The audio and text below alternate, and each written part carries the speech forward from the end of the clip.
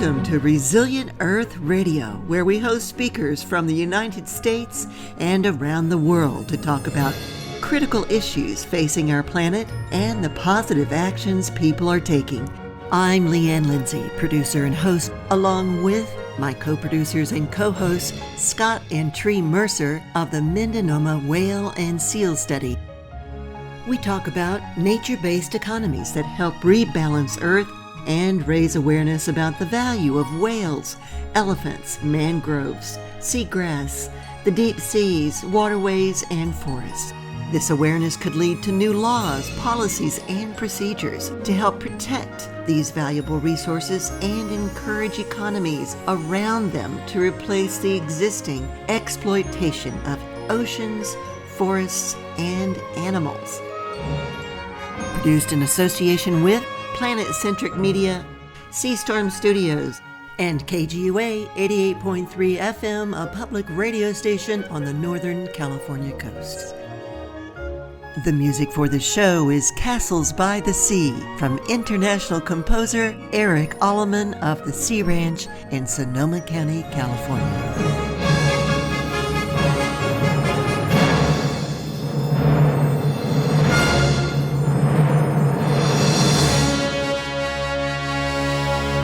Welcome to Resilient Earth Radio, which showcases the positive actions being taken around the world to help our planet, to help rebalance the climate, and how you can get involved. I'm Leanne Lindsay, host and GM of KGUA 88.3 FM. This is an independent public radio station. Joining me are my co-producers and co-hosts, Scott and Tree Mercer of Mendonoma Whale and Seal Study. Good morning, you two. Good morning.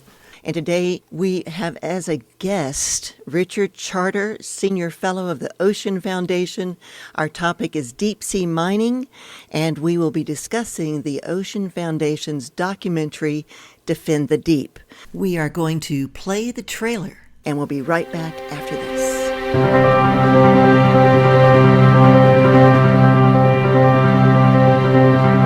The deep sea.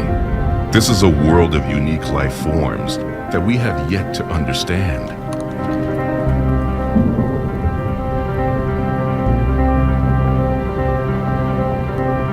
At these depths, there's a whole constellation of life. We know more about outer space than we know about life in the deep sea. Right now, we have lawlessness. We have companies and countries wanting to go ahead and profit from taking what they can from the ocean. This is about politics and it's about money. Nobody will notice because it's way offshore, but the scale at which industry wants to proceed in the deep ocean is truly staggering. There are no walls in the ocean that can prevent silt and pollution from entering a protected area at any depth. It's simply impossible to restore millions of years of creation. The deep sea is bursting with life, extraordinary life forms. There are others that are also incredibly graceful and elegant and lit up from the inside by bioluminescence. Indigenous voices remind us to respect and live in harmony with the ocean. The ocean sequesters 25% of the entire planet's carbon emissions. Deep seabed mining would irreparably damage our ocean. Support a moratorium. And that is the trailer for Defend the Deep by the Ocean Foundation and Richard Charter, who's joining us right now. Good morning, Richard. How are you doing? Good morning, and thank you for having me. And along with us again are Scott and Tree Mercer of Mendonoma Whale and Seal Study. They have spent their life dedicated to studying the oceans and the inhabitants within them. Richard, you are someone, as a senior fellow of the Ocean Foundation, you have spent decades of your life defending our coastlines and our oceans. So I'd like for you to give us a little background about yourself and describe some of the things that we were just listening to. Well, about myself, the only thing you really need to know is that I had the privilege of growing up in the tide pools of the North Coast here in Sonoma and Mendocino County as a small child. And I saw all these little critters that you'd poke and they'd squirt or run away. And I fell in love with the place. I fell in love with the intertidal, and particularly the edge of the ocean where life is so rich and so beautiful. And because I was growing up in an agricultural setting out in Contra Costa County, coming to the ocean was a real reward, but we did it frequently because my father was absolutely crazy for abalone back when you just waded out with Levi's and old, tennis shoes and a part of a leaf spring from an automobile and popped abalone off the rocks. They were everywhere here. But as I grew up, I evolved into a place where I thought I might be able to make a difference for the ocean. And with the help of literally millions of people, I can't take credit myself, but with the help of millions of people, we have all collectively made a difference here, and we enjoy it every day because we see it, what we've done. We've protected it from offshore oil drilling and numerous other threats. And there's one more threat that has been here before, actually, and it's back, and that is subsea mining of the seabed for minerals. And yet hardly anybody knows about this. If you were here in the early 1980s, you may recall a gentleman named James Watt, who was the Secretary of Interior for Ronald Reagan when he was president. And James Watt decided that a structure off the north coast of California called the Gorda Ridge was going to be leased for hard minerals leasing, fairly close to shore. And so this is one type of the three types of deep sea mining. It's called polymetallic sulfides, or it's a strip mining of these towers that exist around undersea hot springs, and you just grind them up and take them away. And the minerals were copper, lead, and zinc, and those weren't particularly economically recoverable in the early 1980s. And there was a huge outcry at the local level. The same people who had been fighting offshore drilling in both California and Oregon stopped it. And James Watt, of course, rode off into the sunset on his horse. And the last we saw of him was the south end of a northbound horse as he resigned. But the technology includes two other kinds of subsea mining. One is the stripping of a cobalt crust from undersea volcanoes like Lauihi off the island of Hawaii. And the third one, which is very active right now, the third type of subsea mining is these polymetallic nodules, these rocks that are spread all over the seafloor in an area between Hawaii and the U.S. mainland. That's actually broader than the entire continental United States, and it's called the Clarion-Clipperton Zone. And so that's what we focused on in our documentary, because the strip mining of the Clarion-Clipperton Zone is an imminent decision. It's being made right now, and hardly anybody knows about it because it's 3 miles underwater. But it will have impacts on the entire ocean ecosystem and destroy ecological features that have taken millions of years to create and would take millions of years, if ever, to recover. Millions of years.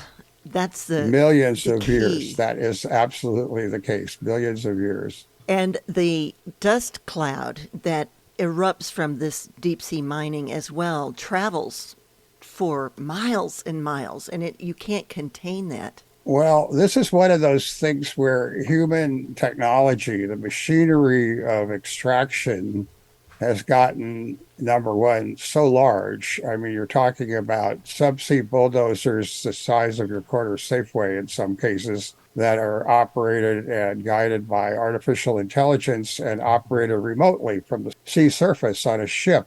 And so it pumps these nodules to the surface, and they are then cleaned of the silt that's on them. So there's a big silt cloud when you dig them up. There's a waste stream, if you will, of silt after you clean them off, and that's discharged about mid-water depth. And these silt plumes can travel hundreds of miles. So there is no way to do this without impacting very broad areas of the ocean. It is what you call ecosystem-wide, or ecocide, as we call it. Ecocide. That's the killing of an ecosystem. Mm-hmm. Yes. Mm-hmm. Yeah. Unfortunately, yes. Yes. And of what value are these minerals to us? It's being falsely portrayed as a battery in a rock. the gentleman from the metals company, the main company that wants to do this, he will hold up one of these rocks and he calls it a battery in a rock, because the thing that he's trying to latch onto in order to destroy the subsea ecosystem is the idea that as we transition away from carbon-based fuels for transportation and switch to electricity, we're going to need a whole different kind of raw material. And because we are very good in Western countries of throwing away used technology rather than recycling it, we've not been very good. The EU's been pretty good at recycling some of these same materials. Here, we just toss them. So the theory is that if you can go get new ones and build cars, batteries, wind turbines, you name it, you will have a new industry. And so some of the companies that have gotten in on the ground floor of that new industry are trying to portray it as necessary for the post-carbon transition. But that's not true. I mean, basically, you're looking at the sacrifice of an entire, like I say, an area, the Clarion fracture zone, and the Clipperton fracture zone, the leases have already been let on the seabed. The leases are there. They've not been commercially developed, but they extend from Hawaii all the way to Mexico practically. And they're 3 miles underwater, so nobody knows they're there except the people who administer them. And the idea is now, absolutely right now, this company, the metals company, is trying to push for commercial extraction, even though we have no idea how we mitigate the impacts or if we could ever put things back. We don't even know what lives there. That's a very good point. So the leases are there, and we don't even know what's going to be the fallout from this, too, when that ocean floor has been sequestering carbon for millions of years as well. So what happens when you disturb that? Well, it is portrayed as only disturbing the small areas where you extract the nodules, but the nodules are the habitat. In other words, the life at that depth, because of these immense pressures, 3 miles underwater, humans can't go, humans can't live there, but there are life forms that we're just learning about, literally hundreds of life forms. Some of them don't even have names yet. And if you think about it, 90% of Earth's livable ecosystems are in the ocean, 90%. 90%. Because of the depth factor. If you look at the Earth, it looks like, well, maybe 2/3 of the Earth is ocean. But if you factor in these depths, 90% of the livable ecosystems on planet Earth are in the ocean. So we're starting to now get into a technological ability to go destroy the base of that food chain in the ocean. And it's a little scary because, number one, we don't need it. There are other sources of these same materials. The most attractive one is recycling the materials we have. But that doesn't make profits for people. And also battery technology is already evolving away from the use of these types of minerals in things like car batteries. There are other things that are better and cheaper and easier to get. So we're watching basically an obsolete technology applied to the most sensitive ecosystem on Earth to get minerals we don't even need. And so we thought it would be a good idea to make a film about this. And everybody, you can watch that on YouTube and just search in the search bar for Defend the Deep. And then you'll see. Yeah, well, actually, the easiest way to find it is a URL. It just says thedeepmovie.org. There you go. Thedeepmovie.org. And it's streaming there free, and it's about 20 minutes. And I guarantee it will open your mind to things you had not really thought about. You're listening to the voice of Richard Charter. He's a senior fellow with the Ocean Foundation. He happens to live right here on our coast, even though that's a Washington, D.C. based organization. He's down in Bodega Bay. I'm Leanne Lindsay, your host today, along with my co-host and co-producers of this new radio show and podcast called Resilient Earth. I have with me Scott and Tree Mercer of Mendonoma Whale and Seal Study, and they have a huge background all their life of working in different capacities, teaching, guiding whale tours, and so much more, studying the oceans for most of their lives. So they too are joining me on this effort to bring to light some of the topics around our planet, what is at stake, and also what can we do about it? How can people really get involved? So, Richard, if you could talk about that a little bit, about what there are leases that are active, as you were saying. What can people do to become aware of this situation, and what action could they take? The way that citizens on the North Coast have protected it to date, here, right locally where we live, has generally been first an annual year-to-year moratorium in Congress, which we did for 27 years. We renewed it for 27 years. People who are there with you today and people on the air today know what this is because they worked on it for decades. And then we were able to extend a national marine sanctuary as far north as Point Arena. That comes under the federal government, under NOAA. And that means no offshore drilling, no technology of any kind that would disturb the seabed within that particular boundary. The problem with the deep seabed mining is it's occurring out in the middle of the ocean at locations that are beyond federal control. In other words, there's an overarching entity called the International Seabed Authority, which is sanctioned by the United Nations. This is a coalition of 168 nations plus the EU. The United States is not part of the International Seabed Authority directly because it never ratified the law of the sea. So without ratifying the law of the sea, the U.S. doesn't have a direct vote in what happens to these deep seabed mining operations, whether they go commercial or not. But we have ways of lobbying that entity. We have leadership in that room, which meets 4 times a year in Kingston, Jamaica, which some of the committees were meeting there now when the Hurricane Beryl hit Jamaica. It's not clear whether the meeting itself will continue or not. But Kingston, Jamaica means that who's in that room decides whether these go commercial. These leases, 24 countries so far and growing, of that 168 nations have called for a moratorium on deep sea mining based on the fact that we don't have enough baseline information. We don't know what the impacts are going to do to these fragile ecosystems, and there is no way to mitigate or recover, to restore ecosystems that took millions of years to build and will take millions of years to come back, if ever. There's a debate going on within the ISA, the International Seabed Authority, about whether commercial production of these minerals will happen or not. They've built in, the metals company and other miners have built into that a catch-22.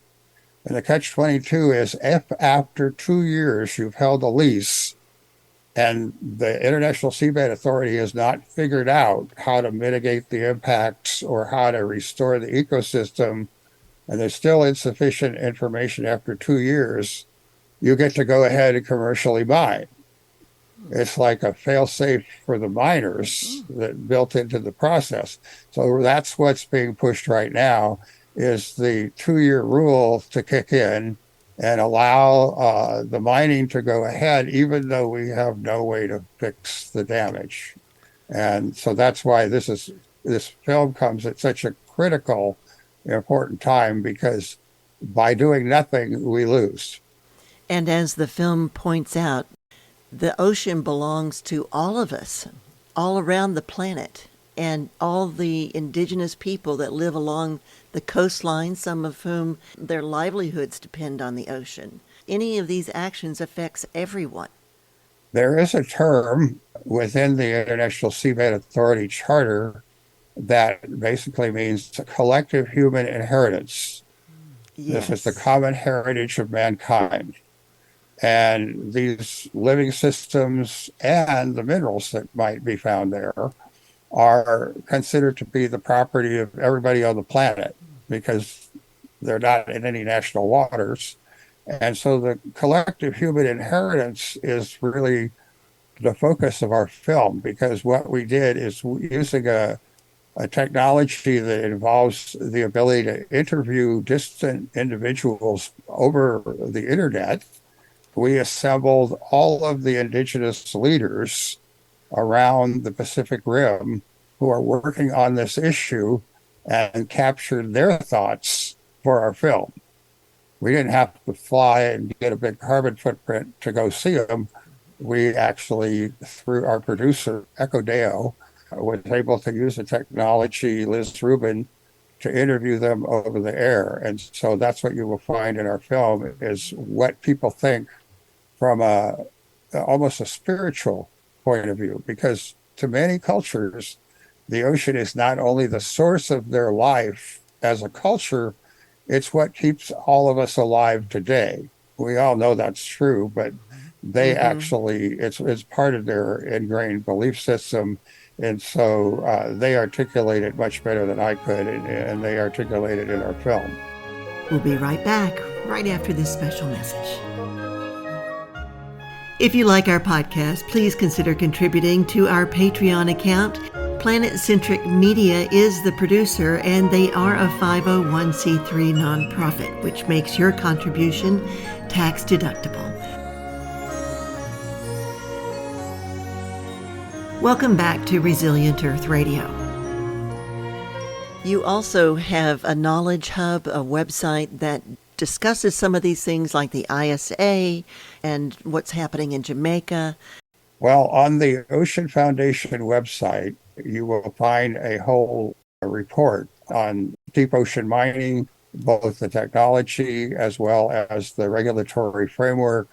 And in that is what's called the Knowledge Hub. This is one of those things where the urge to develop, the economic pressure to go tear this seabed up, is ahead of the technology to understand what damage we might do, or even how we might fix the damage we do. And so what we're worried about is we're going to wreck things we don't understand. We know, for instance, that certain of the testing protocols for COVID come from biomaterials adjacent to these hydrothermal vents in the deep ocean. We know that there are cancer treatments under development, some already being tested. Treatments for cancer for humans, if there's anything that we really need, that's it. And it's coming from deep sea biota, but we're going to destroy the source material. You don't need to destroy the source material to create the pharmaceuticals, because once you understand the pharmaceuticals, you then can replicate it in the lab. But the problem is, if we destroy the source pharmaceuticals before we know how to get and how to use these pharmaceuticals, we may miss the cure for cancer. Literally. That is profound and very important for people to grasp and understand. You mentioned, too, that these huge bulldozers use, and they're like robots using AI technology. So it's not even driven by humans on the ocean floor. It's remote. So that distances people even further. I want you to talk a little bit about that. Well, you will not have human eyes watching the damage as it's being done. You have to rip up the surface of the seafloor to capture the nodules, and you pump them to the surface. And all of this may be viewed by a few video cameras, but there's nobody there to tell you what you're doing. And there are places where tests have been done of these machines, and years later, observers have come back, the damage is still visible on the seafloor. This is not something the ocean can heal. The technology is so big, and once you let a remote technology loose in the ocean, there's not really any way to fix it. The ocean doesn't fix itself very rapidly. It's a very slow, everything moves very slowly down there. There's no light. There's immense pressures. Life, develops infinitesimally slowly. And yet this is a huge geographic area of the planet. And you just touched on another thing, too, that we need to also consider. It is the impact and effect of light and sound in the ocean. As most people who have studied and worked around the ocean know, sound can travel very long distances in water and in the ocean. And we don't actually know, even whales that live closer to the surface, they communicate with each other over distances that are almost unbelievable because the water is such an incredibly good conductor of sound. And so the problem is at the deep ocean, we don't know exactly how far the sound of these machines will carry. But we know it will be a long distance. And what that will do in terms of confusing the various mating and feeding behaviors of marine mammals closer to the surface hasn't even been studied. They haven't even started to look at it. And then when you look at the cross section of the ocean ecosystem, you see that there are actually impacts at every level, from the surface to the seafloor to the mid-water level sediment plumes coming out. This is not something that's going to suddenly just go away. It is an impact on the entire ocean, top to bottom. We're looking forward to having Michael Stocker on here, too, to talk about sounds in the ocean. Mm-hmm. He's been a frequent guest on the Ocean Life Symposium that we do, along you as well, come on as a guest in that annual event. That's his focus, his study, sounds in the oceans and what the effect they have on the inhabitants there. The other part, too, is light. These creatures and that live so deep in our oceans, they're used to the dark. It's kind of like maybe the opposite happening to us, where the lights are turned off. If that were to affect us, how would we feel if our lights were turned off? And yet we're turning the lights on in their environment that they're not used to. A few of the deep sea life forms actually have lights on them. And we show some of those in our film. They have almost magical rainbow lights that flicker along the surface of their fin, or some of them have a light that hangs out in front of their head that is not on all the time, but it's bioluminescence that powers it. And it's used as part of the feeding strategy and probably part of the mating strategy. We don't know exactly what everything is using this for, but there are artificial light sources. They're tiny compared to some immense bulldozer driving through with big lights on it. The big lights on the bulldozer are so the cameras could steer it to the desired target that it's going to strip mine. But yeah, you're right. As we would be blinded by darkness, denizens of the darkness would be blinded by the light right before they were chewed up. Right. It kind of reminds me of the movie Avatar, how they went to a distant planet and were destroying it with all these huge machines. And these are remotely controlled here on our deep ocean, which is like another planet to us. Well, you will see in our movie creatures that look quite a bit like Avatar, only our creatures are not animated and they are not created. They are real.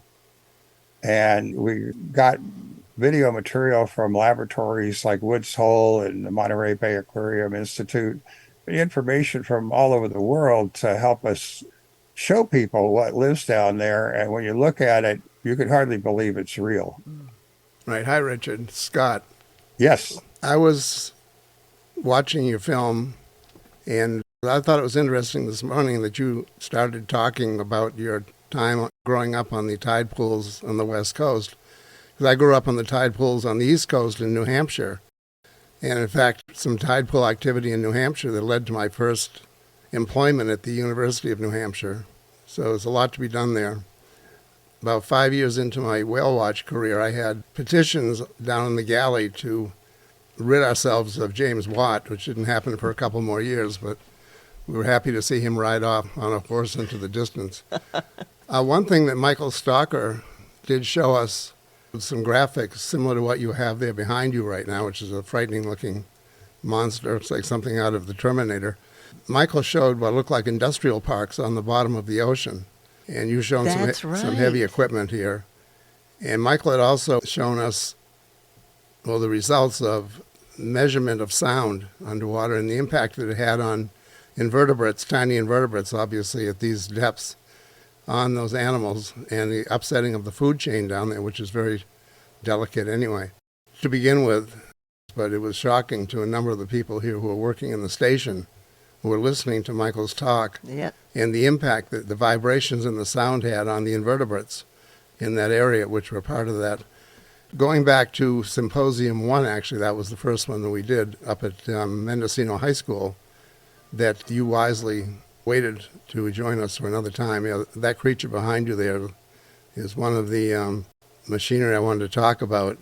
Is the siltation that rises up. Life is very fragile down there, especially, and any filter feeders down there are going to be impacted heavily by this added siltation. There isn't a lot of material down there to feed on. There are a lot of, I assume, rely on the organic snow. You know what I'm talking about, that constant flow of organic material that comes down, most of it bits of mucus and protein. And you mix that in with tons of siltation that's going to be rising. It's going to create more impact on the bottom of the ocean and on those creatures. I hadn't thought about it from that direction either. And the sound we were talking about the great distances. I remember several years ago, there was a sound of a blue whale that was picked up in Boston Harbor, and it began in Spain. That whale was first recorded off of Spain, and then recorded, and then people with hydrophones out in Massachusetts Bay, actually in Boston Harbor, picked up the same whale over a fairly short amount of time. So these whales are, we all know and documented, whales are losing their abilities, and it's also usually impacting the culture of many of these whales too, and mother and calf staying together and just getting together for procreation. I have some friends, actually some long-term mentors of mine on the East Coast who at one time, a few years ago, were talking about this technology of going to the sea bottom and picking up, just plucking nodules off the bottom, which would have very little impact on the ocean floor. And as they were going to invest in this, and they were actually marine biologists, and it didn't sound like a safe investment. And as they learned a little bit more, I haven't heard them mention it since. Not in terms of investments, but talking about a lot more research necessary and a lot more caution than they first thought. They thought it was going to be a non-invasive, at least as far as the bottom of the ocean goes. It would be invasive on the water column, but as far as the impact on the ocean floor, that this was going to be a fairly benign and non-invasive way of working with that. Because that really wasn't pursued, that would still require robots or subs that would stay just small subs that was just off the bottom and not impact and cause siltation. That whole idea seems to have been pretty well dropped, I think. You probably know a lot more about that, I'm sure you do. You introduced two very, very important aspects of this, and that is the ocean is a dynamic process, not a static environment. And the siltation of both stirring up the seabed with the turbulence of harvesting the minerals from the seabed and then dumping the leachate, the leftover silt, halfway down the water column. These are things that travel hundreds of miles in the ocean as a silt plume. You mentioned organic snow, which is the detritus of the waste of life at the surface of the ocean, filtering down and accumulating on the seabed, which happens all the time, including a very fascinating process called a whale fall, where a whale dying in the ocean will wind up in the deep ocean and be visible there for a very long time as it deteriorates. But the one that is very important to the carbon cycle and life on Earth, as we face global climate change, is life forms that migrate up and down every day and every night. Microscopic and small, not always microscopic life forms that migrate vertically in the ocean. And they are very important to the ocean as a sequestration mechanism for excess carbon, even man-made carbon. human increase in carbon in the atmosphere. The ocean is a great sponge for soaking it up, almost too good. So the verticality issue is also something we touched on in the film, because what we're doing is in the name of decarbonizing transportation on land, we are messing up the biggest natural mechanism for helping us deal with excess carbon, which is the ocean. We're interfering directly in the carbon transfer ability of the ocean. This is not to get lithium. Just to be clear, lithium comes from geothermal brine or lake beds on land. You can extract it from seawater with a very inefficient process. It's probably too expensive to do. This is not to get lithium for batteries. This is to get, cobalt, manganese, nickel, and also a rare earth called beryllium is highly sought from the deep ocean, which is used as a reflector for building nuclear weapons. As we redesign and renew our nuclear weapons supply so we can kill each other better, we are looking for minerals from the seabed to actually build more powerful nuclear weapons. I mean, this whole thing, I think it was Eisenhower that called it the military-industrial complex. Well, the military-industrial complex has now come home to the ocean. This is the military-industrial complex war on the base of the food chain in the ocean. And it just worried us, frankly, that not very many people even knew this was coming. Right. Because it's invisible. We look at the ocean from the shore and it's all shiny and the big mirror and it looks good, and you guys are counting whales every day, and you can see the whales go by. But the fact is that in the heart of the ocean, in the 3 miles down, is where the damage is about to be done. It hasn't started yet as a commercial, but as an excuse, they're using the decarbonization of transportation. So don't think that, every wind turbine and every, shoreline, substation for electricity, those are things that are not going to come with no cost. They're going to come at a cost of the deep ocean being sacrificed. Right, and that's an important part to think about. 3 dimensions. Think of it in a 3-dimensional view. Mm-hmm. I agree that it's almost the out of sight, out of mind mentality. And that is why this film that you made, I think it's so critical that people have a chance to see it. The filming, it's magnificent, and it will make an impression. It really will. So many people are not aware of those life forms and the base of the food chain. If that's ever destroyed or harmed in any way, that ripple effect is devastating. And where can they watch this film again? Defend the Deep? If you just go to thedeepmovie.org, thedeepmovie.org, there's a streaming version there.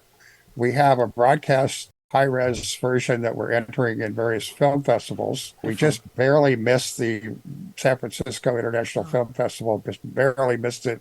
We were still in production, but we'll hit it next year. We're entering in film festivals throughout the world right now, not because we want to win awards or anything, but our film in the first 3 days had 10,000 hits. That's how hot this issue is. And there's not really another film about it. I'm really glad to hear about the high-res version, too. And I just went to the International Ocean Film Festival that was in San Francisco and saw one that Sylvia Earle with Yo-Yo Ma. That was the very first one that came off, and she's in your film, too. Yes. She's in our film. She generously contributed her presence, her deepness, we call her. And her deepness. She understands this issue because she's one of the few people who's been there. She's been to the deep ocean in various machines. When she was a younger woman and she was doing this, I thought, my God, look what she's doing. She's been there. So she gets it. She does, and I had not even heard about her for some reason, and ended up meeting a woman that works with her Caro Dratva, and she is going to help arrange for Dr. Sylvia Earle to come onto this show, Resilient Earth 2, along with her daughter, I believe. She's been doing this for decades, studying the ocean floors. And like you said, her title by a lot of people is Her Deepness, also known as like the Jane Goodall of the oceans. Mm-hmm. We're listening right now to Richard Charter, who's a senior fellow with the Ocean Foundation. He, for decades, has been working with this organization to help protect our oceans and our coasts. I'm Leanne Lindsay, along with my co-producers and co-hosts Scott and Tree Mercer here at KGUA in Molalla 88.3 FM. And we're going to take a short break. We'll be right back. Thank you for supporting our efforts to connect with great guests who talk about these critical issues facing our planet and the positive things people are doing about them. Your contribution is tax deductible because we are produced by a 501c3 nonprofit, Planet Centric Media. Thanks for listening to Resilient Earth Radio. Welcome back to Resilient Earth Radio. We want to get back to you, Richard, and there are so many points that you have brought up about this deep sea mining, and that's why you created this film with the Ocean Foundation, Defend the Deep.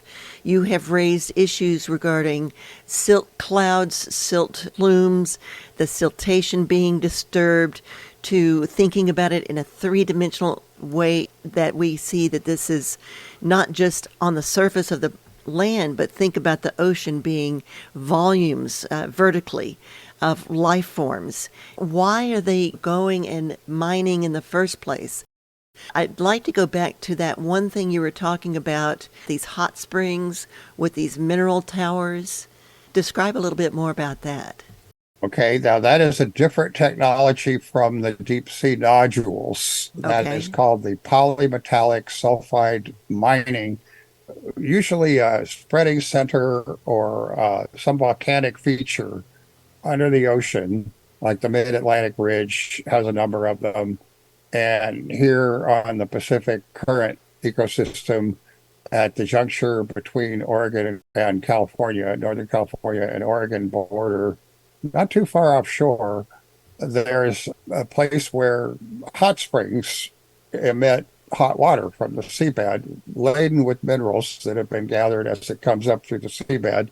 And these are called black smokers because they're actually visible. There are minerals in the water coming, and around them are life forms that are unique to that site. There are unique crabs and tube worms about the size of your arm that flap around. And each hot spring has its own kind of life form. They're usually unique to that site biologically. And they are beautiful ecosystems. To harvest those, it isn't a matter of just scooping up minerals off the seabed like nodules with a bulldozer. These are actually using explosives and undersea excavators. These are demolished. These are torn up and pumped to the surface. There's actually on Tiburon in San Francisco Bay, there's a device about 2 stories tall, very rusty right now, that was built to assay the minerals from the Gorda Ridge lease sale that James Watt, when he was Secretary of Interior, was going to hold off of Northern California and Oregon. They built a machine in Tiburon at the lab down there to see the content, the mineral content of the polymetallic sulfide minerals.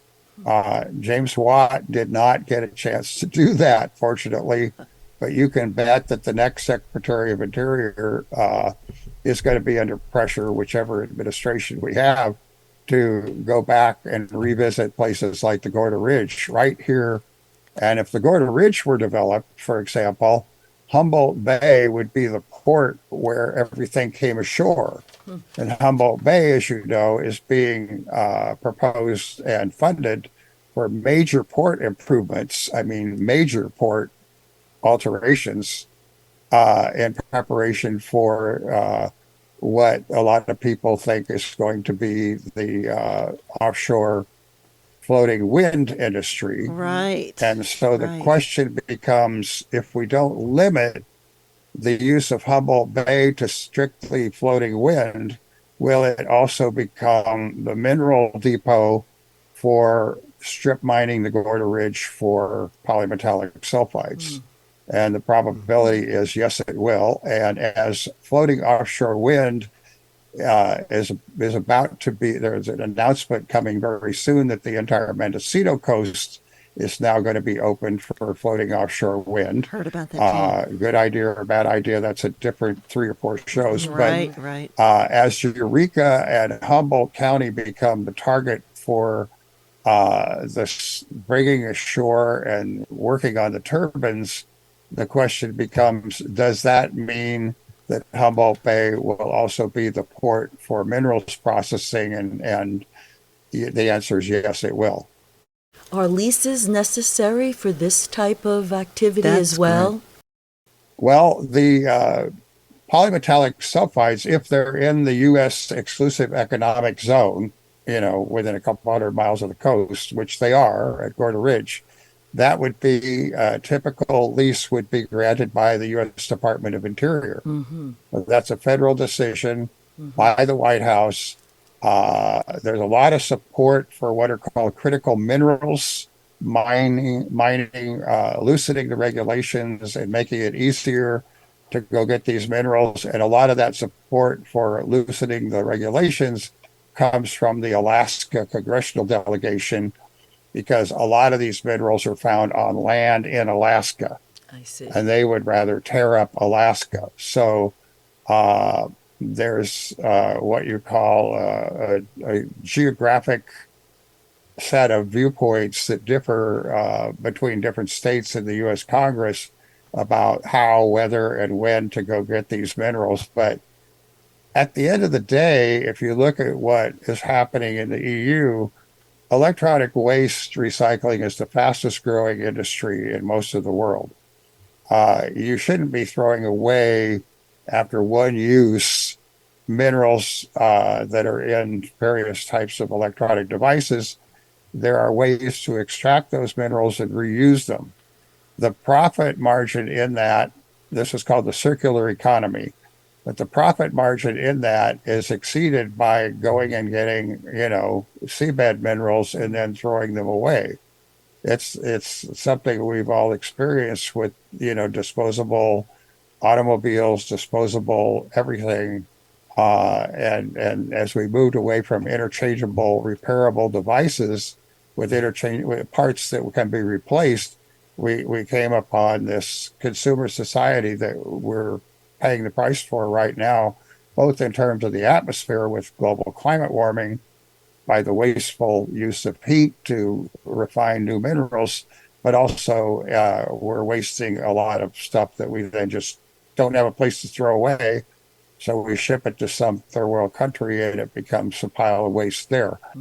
If we don't move toward a circular economy, I have very strong concerns about the survival of the whole planet, let alone the ocean. I mean, we need to start reusing. I was fortunate because I went to a college where our scholar in residence was R. Buckminster Fuller. And it made it very hard to go to class because Bucky would come and teach these classes and you'd cut your regular class and listen to Bucky. And his watchword always was the same, and that was do more with less. Do more with less. And I think that is if the fundamental challenge behind, renewed calls for more offshore drilling, for industrializing the North Coast for wind, and for ocean mining. If we would do more with less, we would have to destroy less of the planet to get what we think we need. And so I always, echoing in the back of my mind from hearing Bucky, again, at the end of his life, I saw him when he spoke in Petaluma, and he was still saying the same thing. Do more with less. And that is such an obvious mandate for the next generation. And in this last minute, Richard, is there one last thing that you'd like to tell our audience that they can do to get involved and to help? Our film, at the end of the film, has a QR code and a URL where you can click and send a message to the International Seabed Authority calling for a moratorium on deep seabed mining. So if you go to our film, find yourself 20 minutes, you'll learn about a whole new, very interesting issue with some beautiful images and some amazingly haunting music at thedeepmovie.org, thedeepmovie.org. Go there, and at the end, if you don't have time to watch it, go to the end, and it'll tell you exactly what you can do right now, because this decision about whether to go commercial extraction on leases that are already active is being made literally now, this summer, under this 2-year rule. You know, the pressure is, well, we don't have enough information. We don't know how we'd fix it. We're going to destroy it. It'll take millions of years to recover, but let's let them do it. And that's the rule that's being allowed by the International Seabed Authority, with the exception of the couple dozen countries that are calling for a moratorium. So join with those countries and call for a moratorium. Thank you, Richard Charter, Senior Fellow of the Ocean Foundation, for joining us today, along with Scott and Tree Mercer of Mindanoma Whale and Seal Study. Thank you again for being part of Resilient Earth Radio and Podcast. Thank you, Richard. Very, very Thank you so much. When we came out here in 2014, 10 years ago now, your name was the one we heard, putting together the protected areas out here. The marine protected areas. This coast exists today because of the work of millions of people, not just here, but a lot of people who are here, but millions of people all over the world who work to keep it this way. And when I look out at it, I don't feel responsible for it.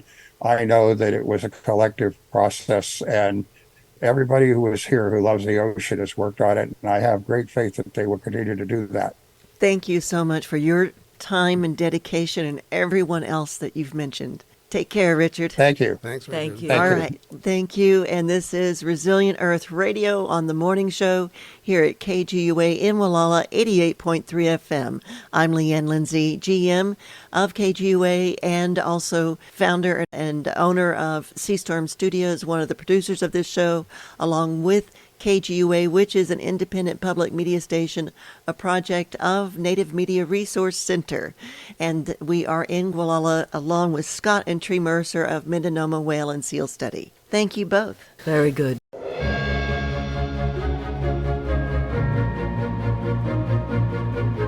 Thanks for listening to Resilient Earth Radio, where we talk about critical issues facing our planet and the positive actions people are taking. I'm Leanne Lindsay, producer and host, along with my co-producers and co-hosts, Scott and Tree Mercer of the Mindanoma Whale and Seal Study. Joining us today, Richard Charter, Senior Fellow of the Ocean Foundation. Produced in association with Planet-Centric Media, Sea Storm Studios, and KGUA 88.3 FM, a public radio station on the Northern California coast. You can find us on Facebook and Instagram and wherever you get your podcasts. The music for the show is Castles by the Sea from international composer Eric Alleman of the Sea Ranch in Sonoma County, California.